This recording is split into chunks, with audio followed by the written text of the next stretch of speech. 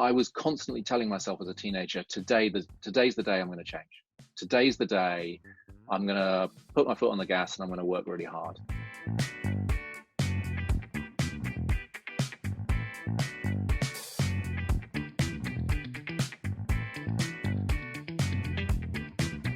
My name's Lucien Bowater. I run the Sky Labs at Sky, which is Sky's new innovation center.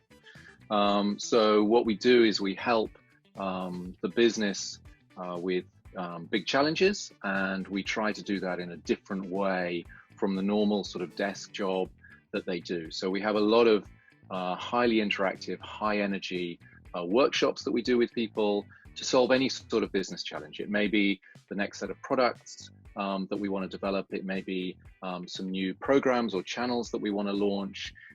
It may be some detailed finance process problem, or it may be one of the ones we had recently was how do we get more diversity into the workforce? And people around the business will bring those projects to us, bring those challenges to us, and we will devise a set of workshops and activities within Sky Labs to help them explore that.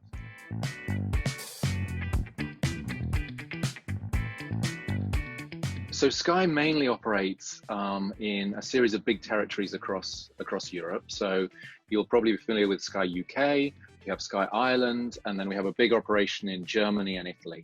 And across all of that, give or take about 30,000 employees.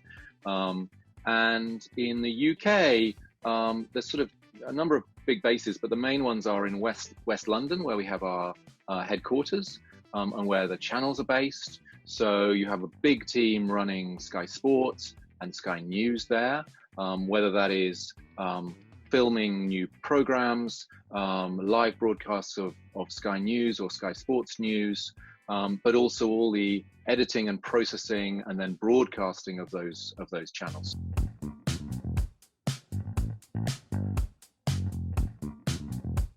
So I was never one of those people at school who sort of knew what they wanted to do, and it always frustrated me hugely that there were people alongside me who were determined that they wanted to do this particular job or determined that they wanted to get into this industry, and I always felt slightly sort of inadequate that I didn't really know, and it always, you know, there would be someone who'd talk to you about what career do you want to get into, and I'd be like, I don't really know.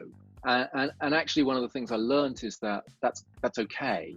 I think what was more important for me is figuring out what were the things I enjoy, and try to craft a career about what I enjoy and what gives me energy and satisfaction.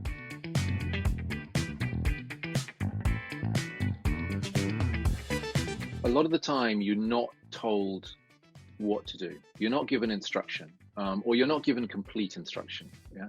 And in various different roles, but more frequently, I think, as you move on, you're given less and less instruction, and it moves to the stage when you're given the problem rather than what to do about it. And the ability to be thrown a problem and sort of self-generate ideas for solving that problem, I think is vital. Almost every decision you make is going to have an element of wrongness about it. Yeah, you just try and minimize the wrongness, but don't wait to be 100% right on anything. There's always going to be a risk. So just better to choose something and start making progress, and then be ready to adapt. And then be ready to adapt as you learn more. Because as soon as you start moving forward, you'll learn some new stuff, and that will allow you to course correct where you're going.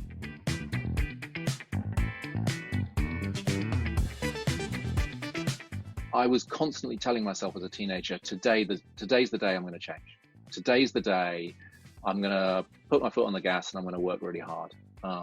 And many of those days I missed. Yeah, many of those days I didn't. But I would wake up the following morning and say, that's okay. Yeah, today's the day. Yeah. And there's a quote actually which I love, which I only discovered in the last few years, which is I think it's Japanese, I'm not sure, but it's sort of, they say the best time to plant a tree was 20 years ago. The second best time is today.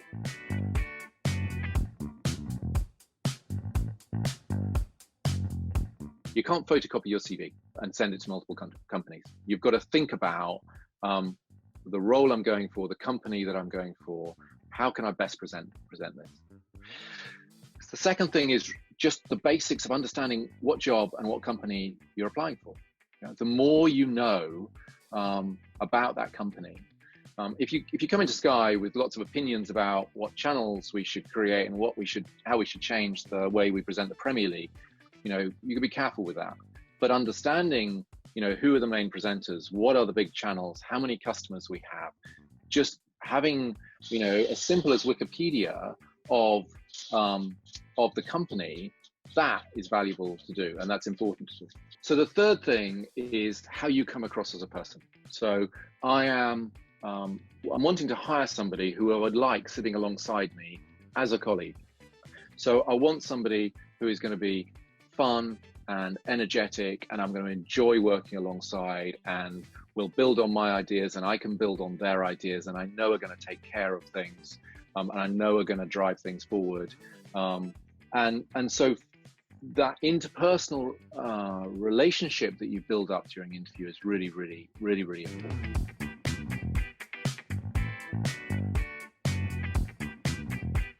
I think the thing is to keep moving forward. Yeah. If I don't have a job, I can develop my capabilities. I can learn about a new thing. I can develop my skills in a particular way. Yeah.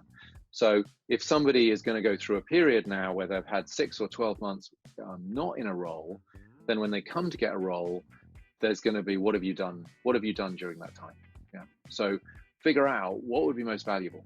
What are the capabilities that I have got time to develop right now? What are the, you know, so many online courses that you can do. There's just research that you can do about different things. You can, you know, that's even before you get into any voluntary work or something like that. But again, it goes back to who are the people that you want to hire. You want to hire people who are constantly pushing themselves forward without someone poking them with a stick saying, get on with stuff.